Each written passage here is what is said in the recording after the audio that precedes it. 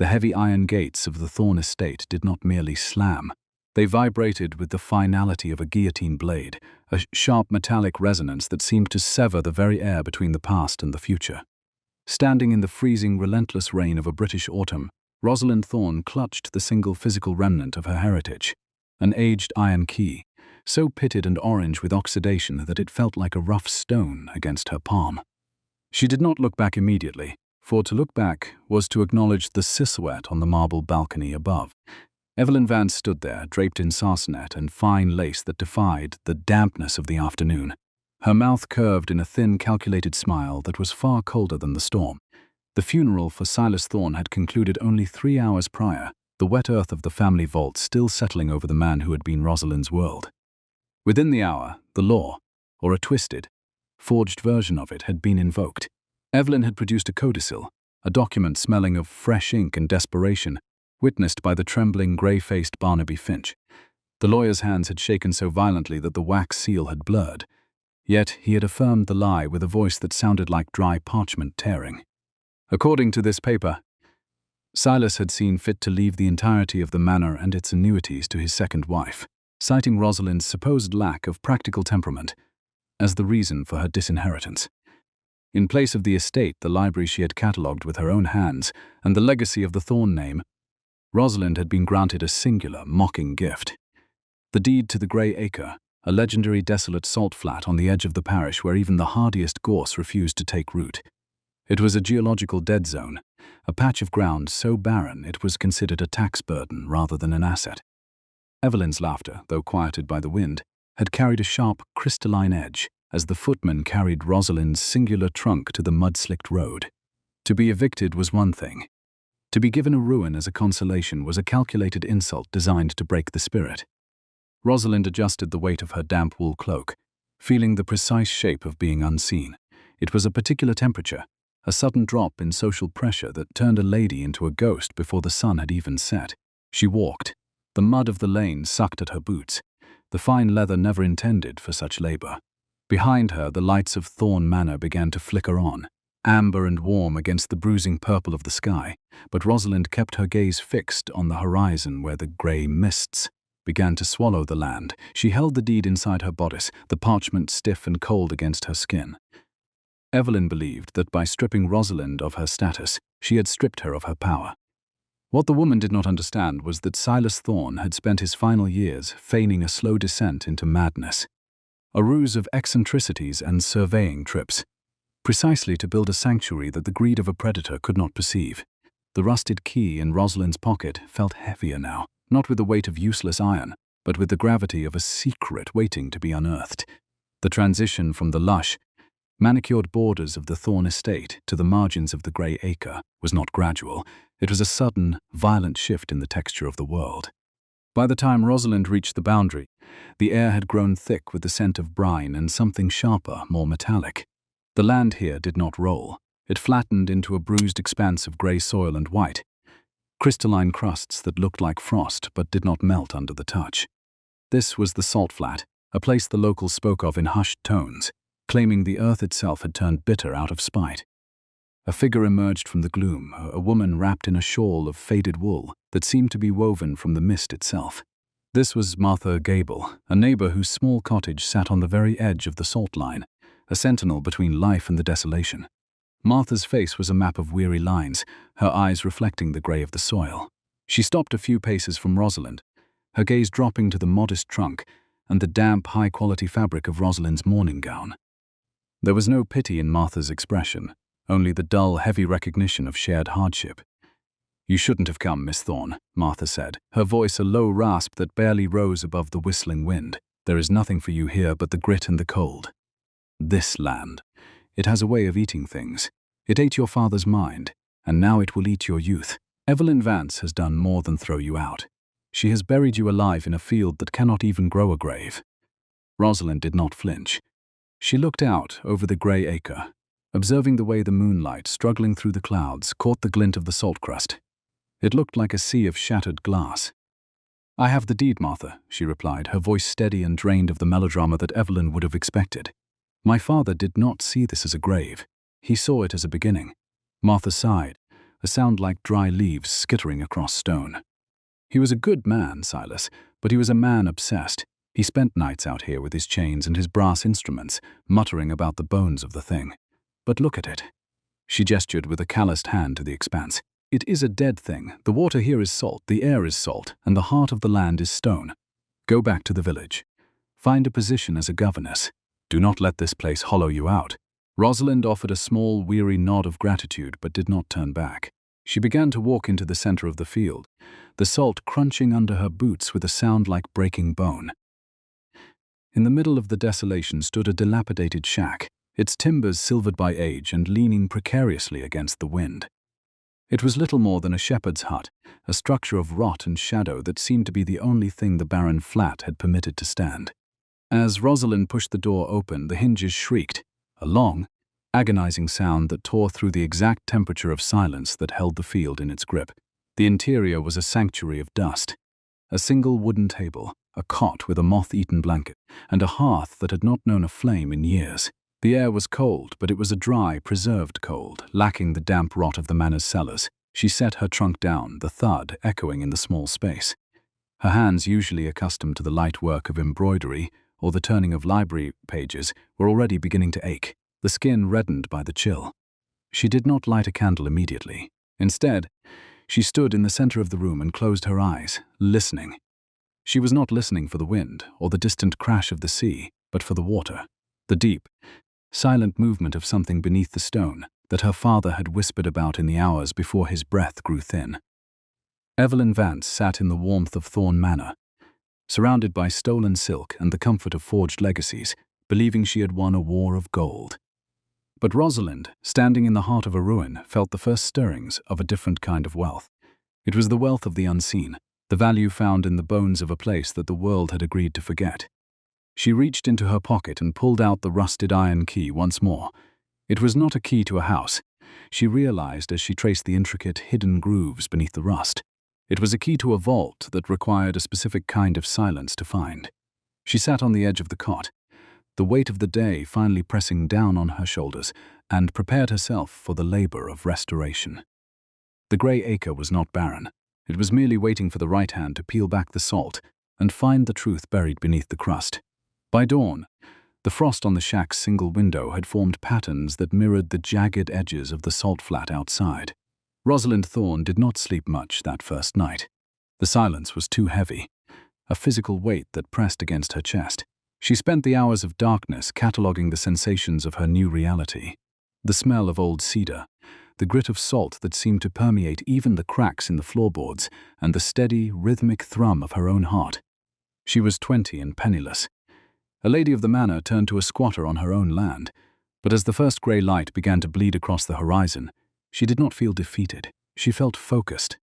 She had spent a lifetime learning the shape of being unseen in her father's house, and now that invisibility would be her greatest armor.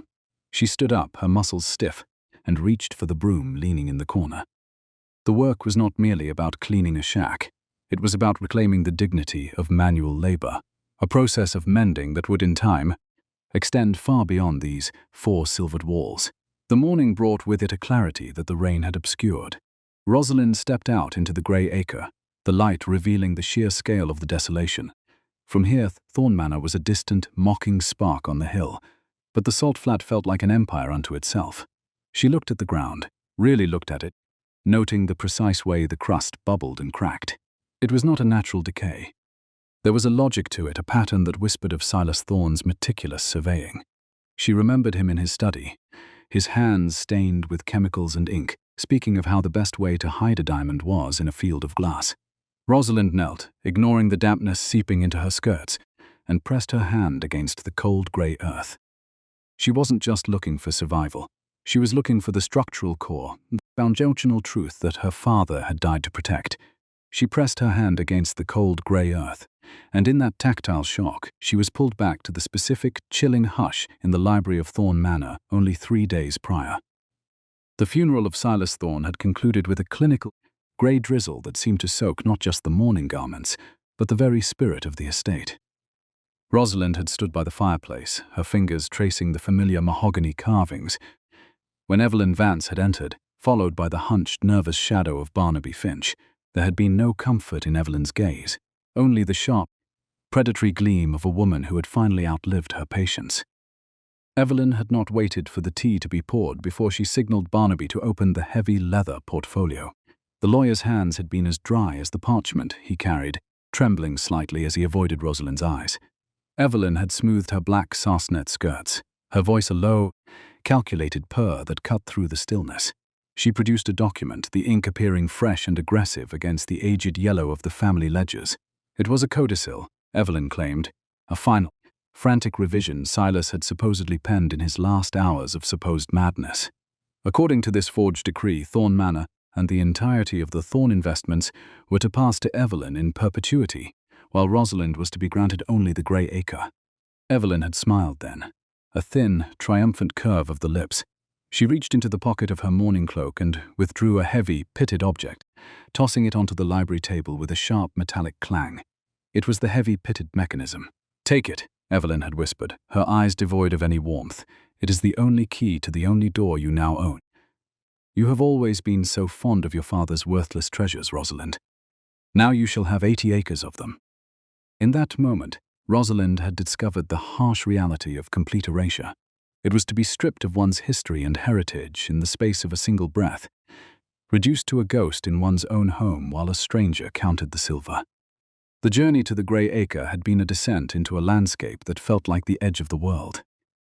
As the carriage, hired with the last of her personal coin, departed, leaving her standing before the silvered timbers of the shack, the desolation of the salt-crusted expanse had felt absolute.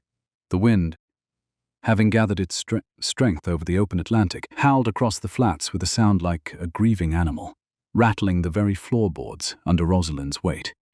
She had barely stepped inside the threshold when a figure appeared from the grey mist of the horizon. It was Martha Gable, a neighbor whose skin was as weathered as the stones of the coast.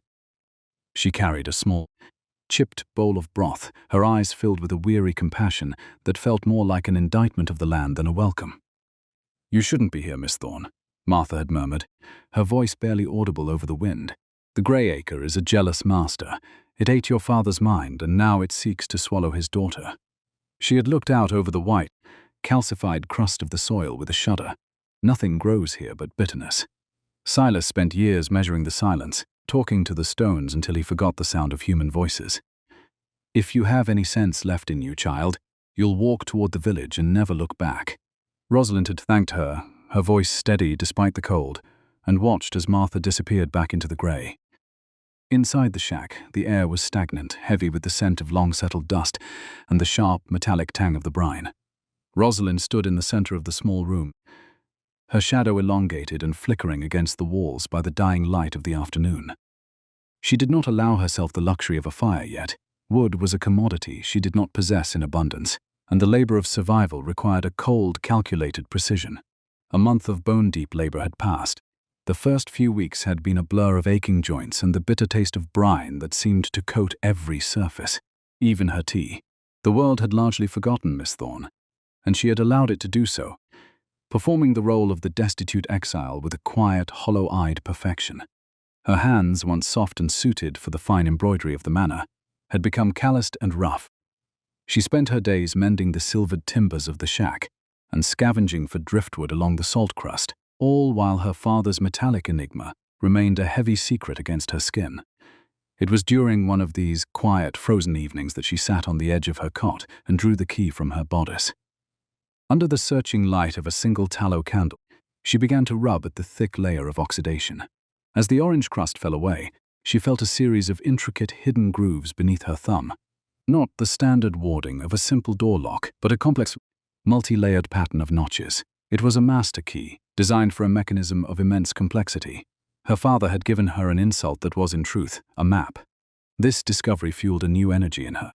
She took up a broom of bundled birch twigs and began to sweep the floor, searching for the underlying logic of the structure Silas had built. It was as she pushed the broom beneath the heavy, iron-bound trunk in the corner, the only piece of furniture that seemed fixed to the earth, that she heard it. It was a sound that did not belong to the rhythmic rasp of twigs on wood. It was a distinct, hollow resonance, a percussion of space that whispered of a void beneath the surface. Rosalind froze. She knelt, her morning skirt spreading around her like a dark pool, and pressed her ear to the floor. She tapped again, her knuckles striking the oak. The sound was unmistakable. There was a cavity, perhaps 6 inches wide, concealed beneath the shadow of the hearth's stone apron. She reached for the oxidized implement, but its shape did not fit the seam of the board. Instead, she used a small, rusted iron poker to pry at the wood. The oak resisted, swollen with the damp of the salt air, but Rosalind persisted. With a sharp, splintering crack that sounded like a gunshot in the oppressive silence, the board gave way. Beneath it lay a compartment lined with cedar, its scent still remarkably fresh. Inside, wrapped in oilcloth that felt tacky and cold to the touch, were the ghosts of Silas Thorne's true labor. Her hands trembled as she pulled the items out.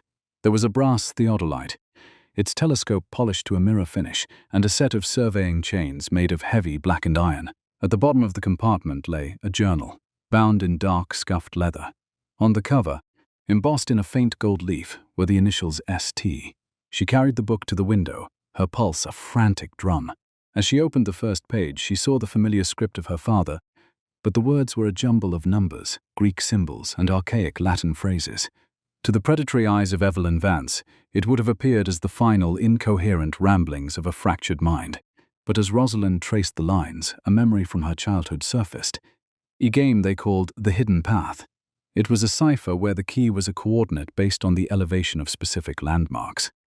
Silas Thorne had not been losing his mind. He had been constructing a fortress of information. The code was ingenious, linking the physical markers of the barren flat to a series of hidden depths. While the entries spoke of soil conditions and geological strata, the underlying message was clear. The land was a shell. The journal spoke of the foundation, a structure of reinforced concrete and steel built in secret over several years. Silas had diverted his personal fortune, the gold that Evelyn believed had been lost in bad investments, into the literal infrastructure of the wasteland. It was a vault, a subterranean sanctuary that contained the true heritage of the Thorne family, including the original unforged codicil. 2 months of exile had hardened her resolve. By the time she stood at the center of the field with her spade, the seasons had begun to shift, and the frost on the windows was no longer a novelty but a constant companion. She had spent weeks deciphering every coordinate in the Thorne cipher journal, mapping the exact intersection where the salt crust was thickest, and the underlying reinforced concrete and steel would be most accessible. She had learned to walk with the measured tread of a surveyor, counting her steps through the grey mist while the village gossip painted her as a woman who had finally succumbed to the Thorne madness. The sun rose as a pale, watery disk, illuminating the salt flat with a flat, clinical light. Rosalind emerged from the shack with the measured tread of a surveyor. She carried a small spade, its edge rusted but functional. To any observer, she would appear as a woman driven to the brink, attempting to plant a garden in a field of salt. But Rosalind was not looking for a place for seeds. She was looking for the precise intersection of the coordinates. She stopped at a point where the crust formed a series of concentric circles. This was the point of entry. She struck the spade into the earth, the metal clanging against the hard, calcified surface. She didn't mind the pain. Every strike was a signature on the ledger of her own restoration. The sun hung low and bruised in the sky, casting long, distorted shadows across the salt flat as Rosalind Thorne struck her spade into the earth for the 1,000th time that week. The ground here did not yield like the rich, loamy soil of the Thorne Manor gardens. Instead, it resisted with a calcified stubbornness, a brittle armor of grey mineral and parched clay that sent vibrations into the very marrow of her wrists. She had spent the last 3 days meticulously mapping a grid across the center of the Grey Acre, using the surveying chains she had found in her father's hidden compartment. The links of the chain were heavy, blackened by years of oil and use, and they left a cold, metallic scent on her palms that even the biting wind could not scour away. To any distant observer from the village, she was merely a woman who had finally succumbed to the legendary Thorne madness, an exiled lady attempting to coax life from a tomb of salt. She encouraged this perception, purposefully wearing her most tattered mourning shawl and allowing the white alkaline dust to coat her hair until she looked like a ghost haunting her own inheritance. It was a necessary theater, a shield of perceived insanity that kept the curious at a distance while she performed the work of a surveyor rather than a gardener. It worked. She was currently focusing her efforts on a specific coordinate, the intersection of what Silas Thorne had labeled the throat in his ciphered journal.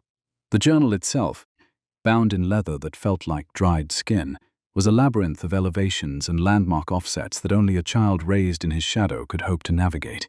She knelt in the grit, her fingers raw and stained with the grey silt, and began to arrange a series of wilted, dying gorse bushes she had scavenged from the moor. It was a pathetic sight, a mock garden that served as a perfect mask for the deeper excavation she was performing beneath the roots.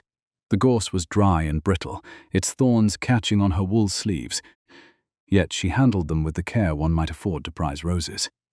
As she moved a heavy sarsenet grey stone to anchor the base of a particularly skeletal shrub, the rhythmic crunch of gravel on the distant road signaled an approaching visitor. Rosalind did not look up immediately. She waited until the shadow of a fine black-lacquered carriage fell across her work, the horse's breath huffing in the cold air with a sound like escaping steam. The vehicle was a testament to the wealth that had been stripped from her. The high-sprung wheels and polished brass fittings gleaming with an offensive brilliance against the dull monochrome of the salt flat. Evelyn Vance did not descend into the salt. She remained seated within the velvet-lined sanctuary of the carriage, her silhouette framed by the window like a portrait of cold, unyielding porcelain. The scent of lavender and expensive French soap drifted from the vehicle, a violent intrusion upon the sharp, metallic tang of the salt flat. For a long moment, the only sound was the clicking of the horse's bits and the wind whistling through the silvered timbers of the shack. Evelyn smoothed the front of her dark sarsenet gown, her eyes tracking the movements of her stepdaughter with a clinical, detached amusement. It was the gaze of a collector observing a specimen that had ceased to be of value, yet remained curious in its decay. Evelyn's gloved hand rested on the sash of the window, the silk of her glove a stark contrast to the grit that coated everything else in this desolate landscape.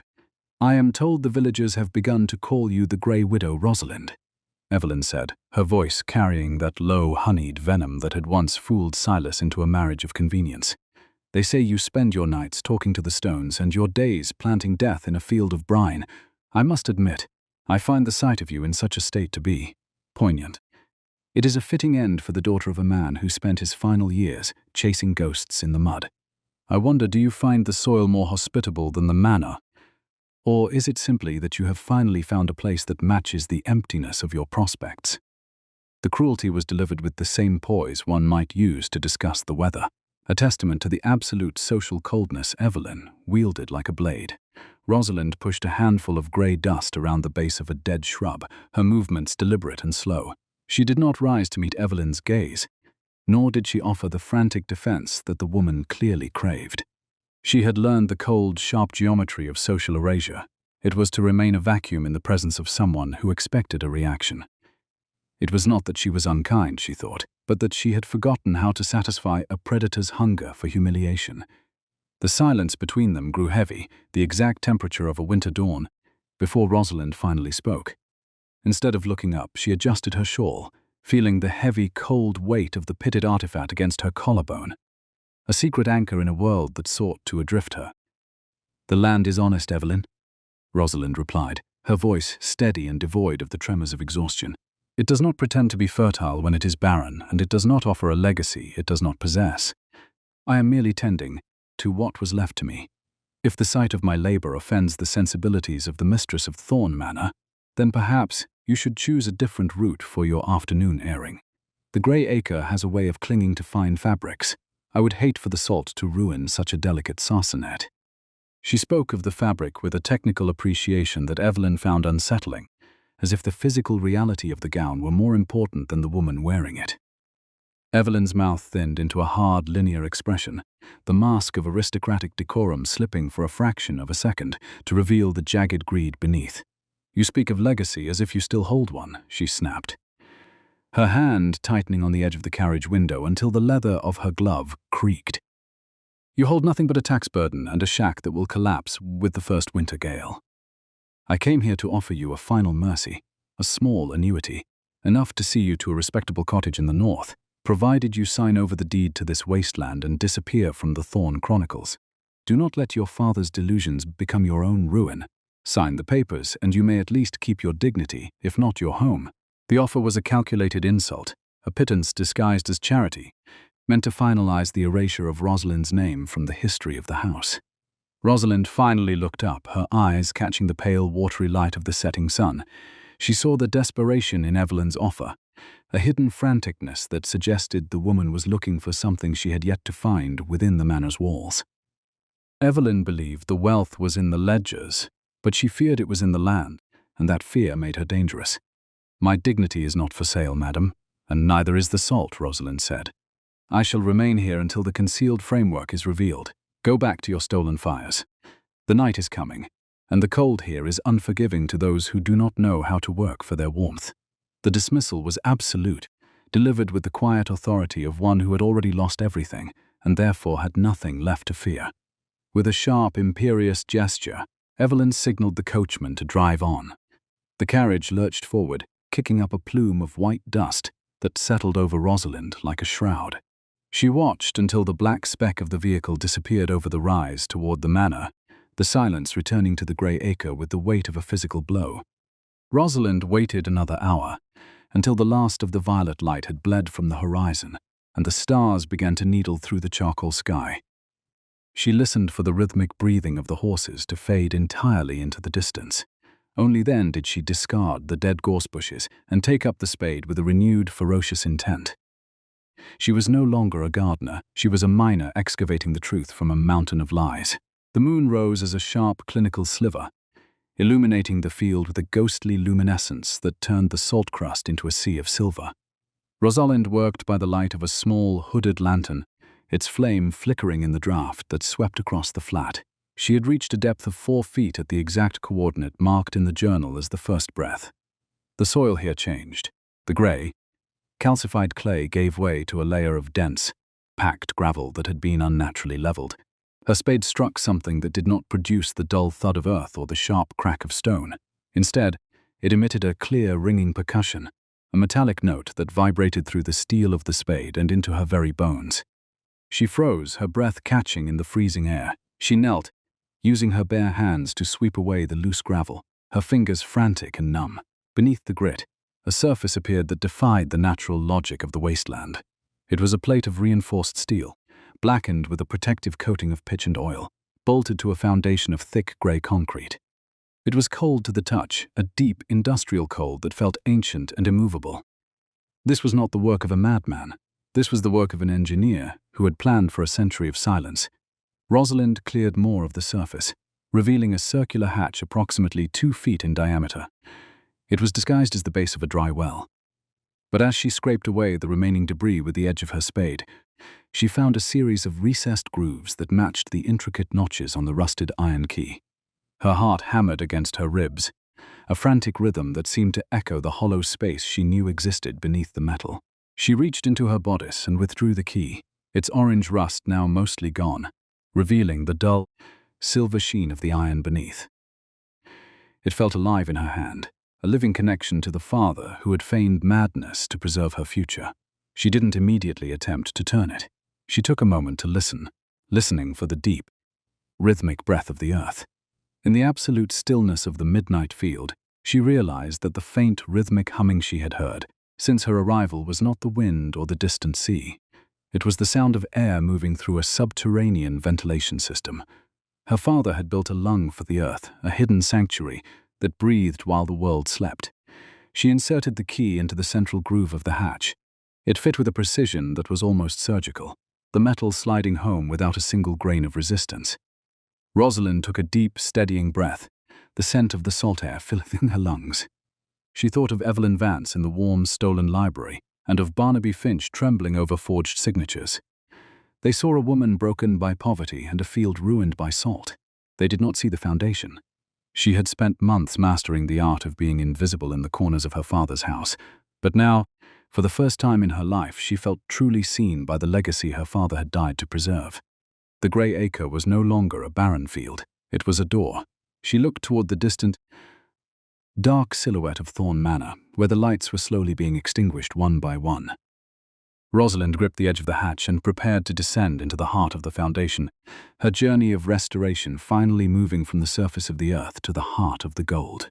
Rosalind Thorne stood at the precipice of her father's greatest silence.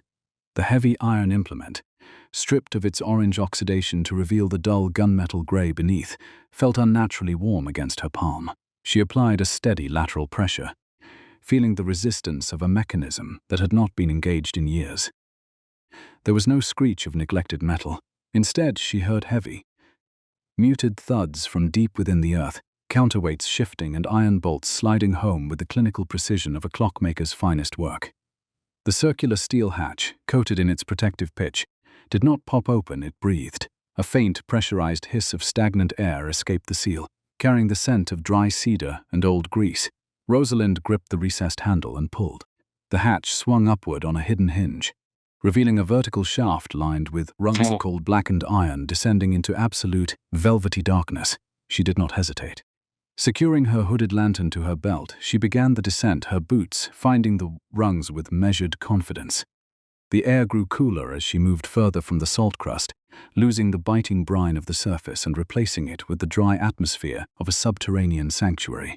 After 20 rungs, her feet struck a floor of solid reinforced concrete, the surface grit crunching beneath her soles like grinding stone. She unhooked the lantern and raised it, the amber light struggling against the heavy shadows of the chamber. The beam first caught the glint of the walls, lined with lead and pitch to keep out the damp. But as she turned toward the center of the room, the light hit a mountain of impossible brilliance. It was an architecture of gold. Stacks of bars, each stamped with the Thorne family crest and a series of weight marks from the Royal Mint, were arranged in neat, geometric pyramids that reached nearly to the ceiling. The sheer scale of the gold vault was staggering. Each bar was the size of a heavy ledger, their surfaces reflecting the lantern light with a soft, buttery glow. Rosalind stepped closer, her hand touching the topmost bar of a stack. It was cold, a dense, unyielding weight. Silas Thorne had given physical form to his silent legacy, ensuring no forged codicil could ever touch it. She realized then that his feigned madness had been a masterclass in misdirection. While Evelyn Vance had been counting the silver and measuring the tapestries of Thorne Manor, Silas had hauled the true weight of their empire into the salt, rung by rung, year by year. This was the profound weight of a hidden life, possessing a fortune of such magnitude that its presence was indistinguishable from the barren earth above. Rosalind moved through the aisles of gold, her shadow dancing across the walls in elegant arcs. The lantern light caught a different texture at the far end of the vault, a heavy desk of dark, polished mahogany. On its surface sat a silver-mounted inkwell and a vellum envelope preserved perfectly by the dry air. She approached the desk with a reverence she had not felt even for the gold, her fingers trembling as she saw her name written in her father's steady hand. The letter inside was not a farewell but a ledger of truths. Silas Thorne wrote with a clarity that was a violent contrast to his final erratic months. He detailed the precise moment he realized Evelyn Vance had begun the slow, methodical poisoning of his reputation through the careful manipulation of his financial records. To protect Rosalind, he had chosen to become a ruin so his daughter could inherit a fortress. He explained how he had chemically treated the Grey Acre to ensure its perceived worthlessness, using his surveying madness as cover to construct this sanctuary. Every bar of gold was a piece of the manor he had quietly sold and replaced with high-quality replicas, ensuring that when the predator eventually struck, she would seize only a hollow shell while Rosalind held the heart. Deep within the desk's secret drawer, Rosalind found a heavy, iron-bound folder. Inside lay the original codicil, the authentic final will of Silas Thorne. Dated a week after the forged version, it bore the verified signatures of witnesses who had since vanished under Evelyn's influence. The document was a masterpiece of legal defense, naming Rosalind as the sole heir to the entirety of the Thorne estate. But beneath the will lay the true weapon, a ledger of embezzlement. It meticulously recorded every penny Evelyn had stolen, every bribe paid to Barnaby Finch, and her direct hand in the decline of his health. Silas had left Rosalind the gold to survive, but he had left her the ledger to conquer. Rosalind sat at the desk, the weight of the evidence pressing against her mind with more gravity than the concrete above. She felt a profound sense of restored safety. She was no longer the destitute exile. She was the rightful steward of a legacy built on a foundation of absolute integrity. She closed the ledger and felt the texture of the old leather, the scent of cedar and oil filling her lungs. Looking up at the hatch, where a sliver of starlight filtered down, she realized she must maintain her mask for just a little longer. To destroy Evelyn Vance, she would need to let the woman's own greed spring the trap. A fortnight passed, and the transformation of Rosalind Thorne began to register in the village like a low, rhythmic vibration. She did not change her mourning garments, but the way she held herself had shifted. She no longer walked with a bowed head. She moved with the measured gait of a woman who owned the very air she breathed. Visiting the market, she bought supplies with a quiet, terrifying confidence. Using the caches of coins Silas had hidden in the shack, she paid for heavy timber and lamp oil with clinical precision. She counted the silver with a steady hand, her eyes never leaving the shopkeeper's ledger, correcting miscalculations with a soft authority that unnerved the merchants who had once pitied her. The rumors reached Thorne Manor by the third day of the second week. Evelyn Vance, seated in the library, where the fire never quite reached the social coldness of her heart, listened as her maid described Miss Thorne's steady eye and voice like iron. Evelyn's suspicion was not a sudden explosion. It was a slow, creeping frost. She had given Rosalind a barren field to break her, but the girl seemed to be thriving on the brine. Evelyn's greed, always a restless animal, began to gnaw at the edges of her composure. If there was nothing in the salt, why was Rosalind smiling? By the end of the month, Evelyn could no longer contain her agitation. She ordered the black lacquered carriage, her hands tightening on her sarcenet skirts as the vehicle lurched toward the Grey Acre. She found Rosalind near the center of the field, standing over a large excavated pit, holding a brass theodolite. The sight of the technical instrument sent a jolt of alarm through Evelyn. She descended, her fine silk shoes treading cautiously on the crust, her nose wrinkling at the metallic tang. Barnaby Finch followed, his face a mask of sweaty desperation. "You have been busy, Rosalind," Evelyn said, her voice a sharp blade cutting through the whistling wind. "I hear you are spending a great deal of coin for a woman with no annuity, and now I see you playing with your father's toys in the mud. Have you found a vein of silver in the salt, or is this simply a new stage of your mental collapse?" Evelyn's eyes darted toward the pit, but the depth was obscured by a heavy pitch-coated canvas. A sudden, heavy stillness settled between them, a void where Evelyn's breath seemed to rattle against the cold air. Rosalind turned, the theodolite resting in the crook of her arm. "I have found the bedrock of my father's intent, madam," she replied, her voice steady and insightful. "The land has a way of revealing its secrets to those who have the patience to listen for the water, not the wheel. I find I no longer desire your annuity. The Grey Acre is proving to be far more fertile than the Thorne chronicles suggested." She saw the flash of unadulterated greed in Evelyn's eyes, the same hunger that had consumed her father's life. Evelyn stepped closer, her voice dropping to a low, predatory hiss. "Do not play games with me. This land is a wasteland, and you are a squatter. I offer you one last chance to sign over the deed for twice the original sum. If you refuse, I shall have the law declare you unfit, and Barnaby here will testify your father's gift was the act of a man without a sound mind. You will be removed by force, leaving with nothing but the clothes on your back." The threat was a frontal assault. The mask of decorum finally shattered to reveal the desperate predator beneath. Rosalind did not flinch. She looked at Barnaby Finch, whose gaze was fixed firmly on the grey grit at his feet. Then, "Let us settle it, Evelyn," Rosalind whispered, the sound carrying a weight that silenced the wind. "If you believe this land holds such value that you would risk a public scandal to reclaim it, come to the shack tomorrow at dawn. We shall look at the maps together, and I will show you exactly what lies beneath the salt. But bring the original ledgers of the estate.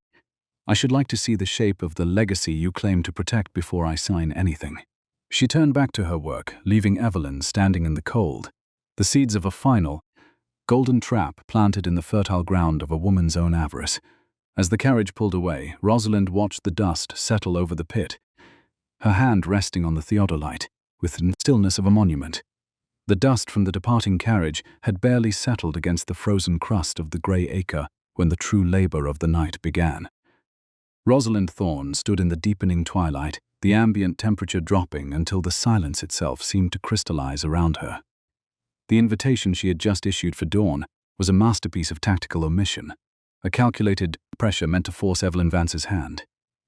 Evelyn's desperate visit this afternoon had not occurred in a vacuum. It was the result of a fortnight of psychological warfare. While Rosalind had spent her nights excavating the alkaline dirt to reach the steel foundation of her father's design, she had spent her days orchestrating a steady, rhythmic expansion of her presence in the village of Thorne's End. Knowing she was close to the truth, she had used a small cache of silver Silas had hidden in the dilapidated shack to quietly alter the local social ecosystem. When she walked the narrow cobblestone lanes of the market during that fortnight, it was no longer with the bowed head of a social phantom. She moved with a measured, steady gait, her eyes sharp and observant. She had visited the village draper not as a supplicant, but as a woman of business. The proprietor, a man whose ledger was as chaotic as his conscience, had attempted to overcharge her for seasoned oak timber. Rosalind had not raised her voice. Instead, she reached for his open ledger with a hand calloused from the spade but steady as a surgeon's. With a precision that left the shopkeeper speechless, she identified a series of 3-month-old errors in his calculations, her finger tracing the ink with the authority of a high magistrate. She did not merely demand a correction. She spoke of the exact weight of the bombazine she had once purchased and the discrepancy in the carriage tax he had applied. The merchants had watched in a heavy, pressurized silence as she paid the corrected sum, counting the coins out with a clinical thud that echoed the heartbeat of the land she now commanded. Rumors of this newfound iron in her soul had drifted back to Thorne Manor, planting the seed of paranoia that had ultimately driven Evelyn to confront her today. But the silver was only the prelude. To finalize the trap tomorrow at dawn, Rosalind needed to uncover the true legacy her father had died to protect. She approached the steel hatch she had fully unearthed only hours before, her gloved fingers tracing the pitch-coated edges. The reclaimed mechanism, stripped of its oxidation and now revealing its intricate, multi-layered grooves, sat heavy in her palm. It was not merely a tool. It was the final testament of Silas Thorne, a man who had understood that true value is often concealed beneath a layer of deliberate ruin. She inserted the key into the recessed center of the steel plate. It caught, held, and then, with a smooth, heavily oiled resistance that defied the barrenness of the salt flood, turned. The mechanical clanking echoed beneath the earth, a deep, resonant sequence of sliding bolts that vibrated through the soles of her heavy boots.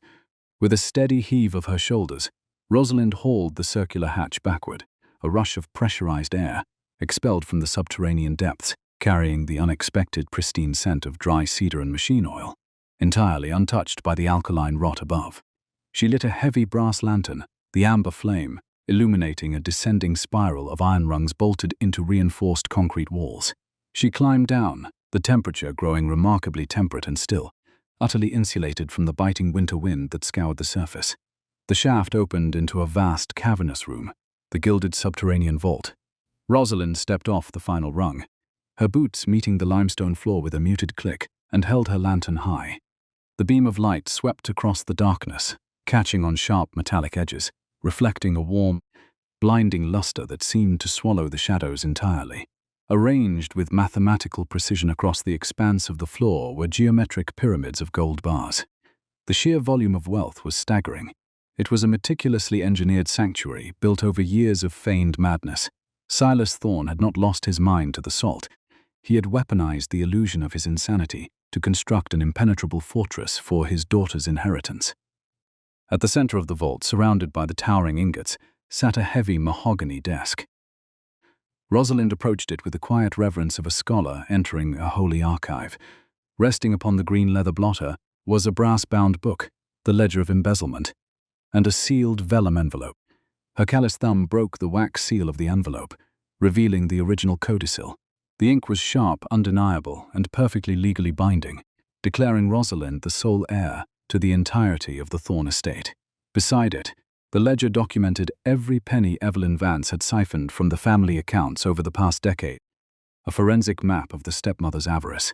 It was the exact shape of justice, bound in leather and written in her father's meticulous hand. She touched the coarse pages, feeling the precise weight of vindication. Now wrapped in the subterranean quiet, Rosalind spent the remaining hours preparing the theater of her final vindication. Silas Thorne had been obsessed with the physics of sound. Within the concrete walls of the vault, he had installed the subterranean ventilation system to double as a network of concealed acoustic tubes. It was a marvel of early engineering designed to capture and amplify the vibrations of voices from the hatch above, funneling them into this chamber, so that witnesses could stand in the shadows, unheard but fully present. Rosalind carefully arranged the original codicil and the Ledger of Embezzlement on the mahogany desk. the documents appearing like white flags of truth in the amber light. The hours bled away until the vault's high ventilation grates signaled the arrival of morning. The morning of the final settlement arrived with a sky the color of a bruised plum, the mist hanging over the Grey Acre in thick, sluggish ribbons. Rosalind ascended the iron rungs, securing the steel hatch but leaving the locking mechanism disengaged. She emerged into the biting frost, the salt flat awakening in a palette of grey and rose. She stood at the center of the field, her hand resting on the brass theodolite as if it were a scepter. She had arranged heavy canvas tarps around the excavation pit, creating a localized arena of tension. She heard the distant, rhythmic clicking of carriage wheels against the frozen road. The predators were approaching. The black lacquered carriage of the Thorne estate lurched to a halt at the edge of the salt crust, its polished wheels appearing deeply offensive against the grey desolation. Evelyn Vance descended first, her fine silk shoes treading with a visible disdain upon the grit. She was followed by Barnaby Finch, whose face had taken on the grey, sickly pallor of a man who realized the ground beneath him was no longer solid. He carried a leather portfolio, his fingers twitching against the brass clasp as if he expected the papers inside to catch fire. Evelyn smoothed her dark sarcenet cloak, her gaze fixing on Rosalind with a social coldness that was meant to wither the spirit. "I have brought the estate ledgers," Evelyn said, her voice carrying a sharp, crystalline edge that cut through the whistling wind. "And I have brought the lawyer to witness the finality of your surrender. You have had your fun playing in the dirt, but the game is over. The tax burden of this field is no longer a debt the Thorne name can afford to carry in your unskilled hands.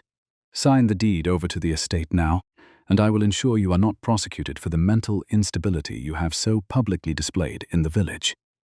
The threat was delivered with a poised atmospheric cruelty, a calculated attempt to re-establish the hierarchy of the manor over the reality of the field. Rosalind did not move from the theodolite. She looked past Evelyn to Barnaby Finch, her eyes piercing through the lawyer's mask of sweaty desperation. "And you, Barnaby, are you prepared to swear, once again, that my father intended for this wasteland to be my only heritage? Are you prepared to stand before the magistrates and affirm that the ledgers you carry represent the true state of the Thorne fortune?" Her voice was low, rhythmic, and insightful, the subtext of her words hanging in the freezing air like a physical weight that the weak-willed man struggled to support. Barnaby's throat worked visibly as he swallowed his gaze, darting toward the canvas-covered pit. The documents are in order, Miss Thorne," he stammered, his voice a dry rasp. "We are only here to facilitate the transition. It is for your own protection. Truly the land is. It is a dead thing. There is no sense in clinging to a ruin." He avoided her eyes, focusing instead on the white, calcified crust of the soil, his fear a palpable scent in the cold air that no amount of expensive cologne could mask. "A dead thing," Rosalind repeated, a faint, melancholic smile touching her lips. "Then let us see if the fundamental truth of the matter agrees with you." She stepped toward the heavy tarps, pulling them back to reveal the steel hatch of the foundation.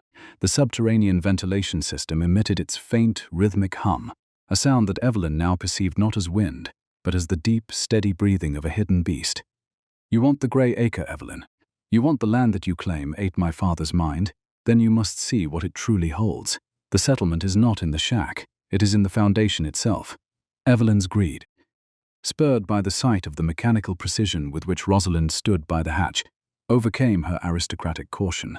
She stepped onto the reinforced concrete apron, the silk of her skirts rustling the blackened steel. "If this is another of Silas's eccentricities, Rosalind, I shall have you committed by noon," she hissed, her eyes darting toward the heavy pitch-coated iron.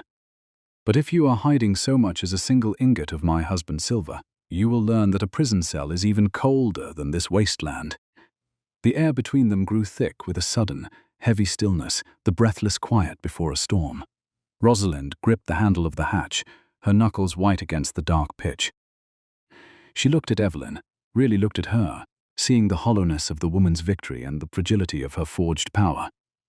"Justice is not always a gavel, madam," Rosalind whispered, her voice a soft, terrifying promise as she prepared to open the descent. "Sometimes it is the sound of a key turning in a lock that was always mine by right and by law." The circular steel hatch yielded to Rosalind Thorne's pull with a heavy, rhythmic thrum that seemed to originate from the very bedrock of the Grey Acre.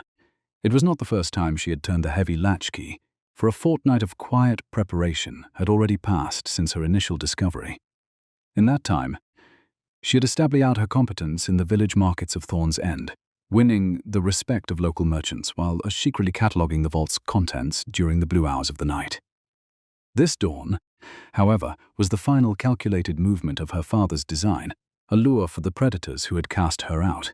A pressurized hiss of cool air carried the scent of dry cedar and refined whale oil into the freezing morning. Evelyn Vance stood on the cement apron, the hem of her dark sarcenet cloak brushing against the blackened iron. Her eyes, usually so calculated and cold, had widened into spheres of unadulterated avarice as she peered into the vertical shaft where the light of the lantern flickered against the rungs. There was a sudden heavy stillness in the air, the exact temperature of a winter dawn where the world holds its breath before the ice breaks.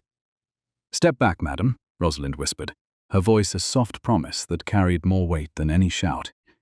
She did not look at her stepmother. Instead, she watched the shadow of Barnaby Finch as it trembled against the grey grit of the field.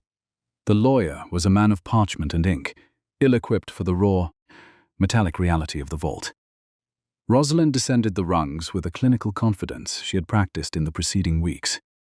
She gestured for Evelyn to look down, the lantern beam cutting a sharp arc through the darkness to reveal the first glint of the pyramids below. Evelyn did not hesitate. The social decorum that she had worn like a mask for a decade fell away, replaced by a frantic, jagged greed that made her movements clumsy. She descended the rungs with a rustle of silk, her fine gloves gripping the cold iron as if it were the neck of a rival. Barnaby followed, his breath hitching in a series of shallow, terrified gasps. When they reached the limestone floor of the vault, the silence of the chamber was absolute, broken only by the rhythmic dripping of a condensation pipe and the thud of their own heartbeats. The lantern light caught the geometric precision of the gold bars, the pyramids reflecting a soft buttery glow that turned the thick Roman cement into the walls of a cathedral. "So the madman truly did it," Evelyn murmured, her hand reaching out to touch the topmost ingot with a reverence she had never shown her husband. She laughed then, a sharp, crystalline sound that echoed off the lead-lined walls with a jarring dissonance. Silas spent his final years muttering about his legacy, while I believed he was merely rotting from the inside out. He sold the Thorne silver and the London annuities to build a mountain of sun in a field of salt.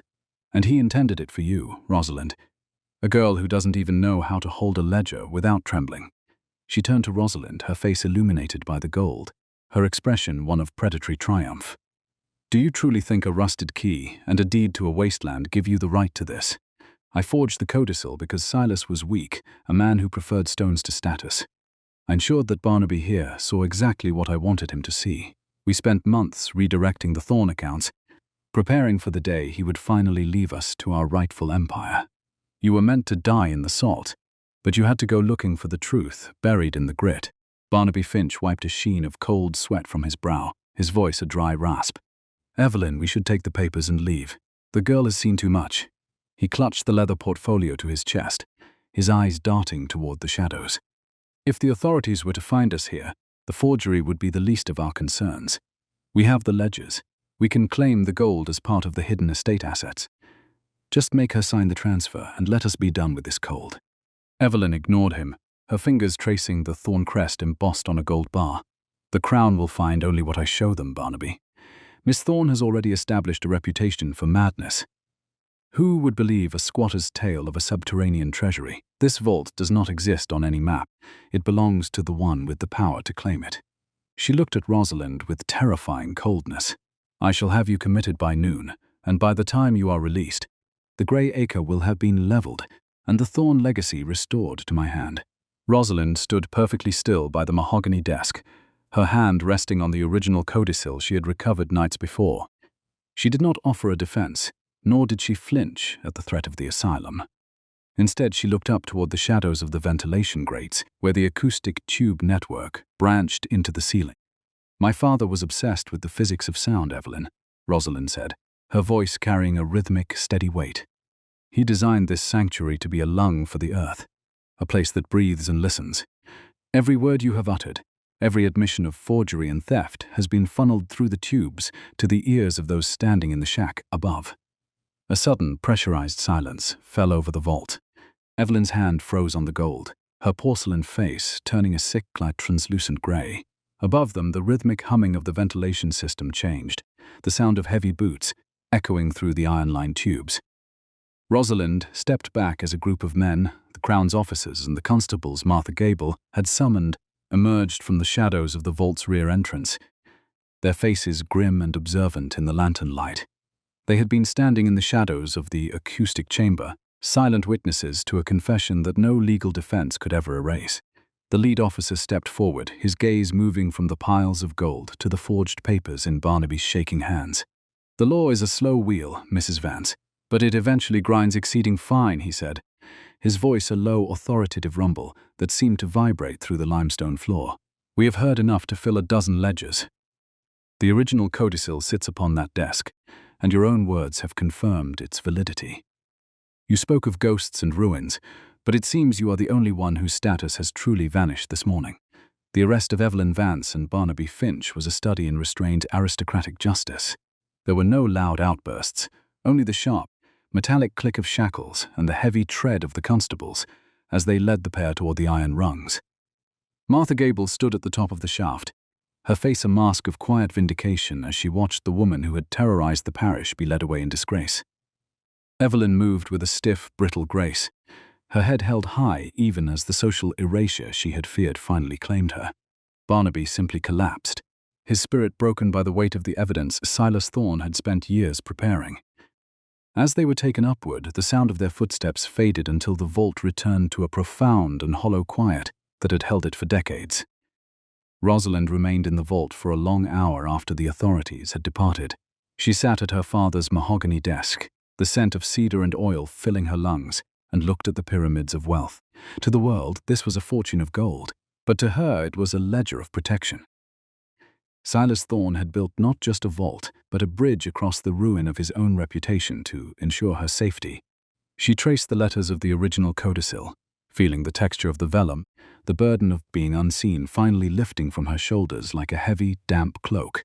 A month passed, and the transformation of the Grey Acre became the legend of the parish. Rosalind did not sell the gold immediately.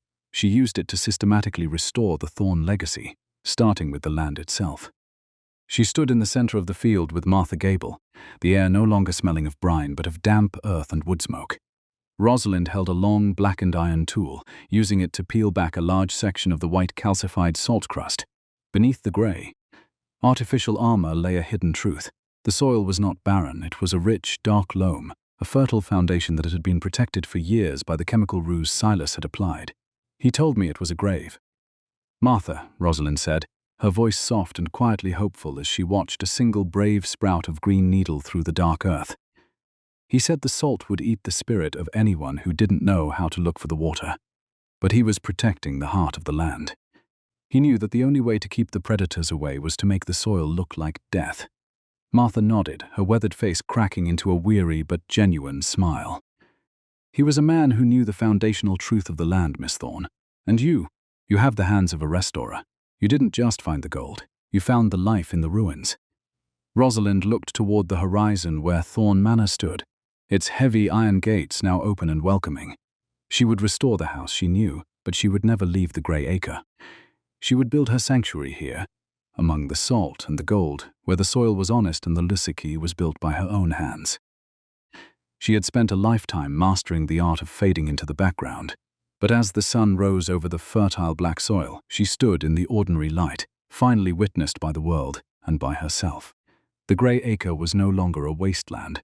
It was the cornerstone of a future mended by integrity and labor. The loudest truths are often found in the quietest fields, and the most priceless vaults are those we build with our own resilience. Tell me, have you ever felt the peace of being truly seen after a lifetime in the shadows? And from which corner of the world are you listening to the sound of the salt being removed tonight? Share your thoughts below, for every ruin has a story waiting for the right hand to peel back the crust and find the gold within.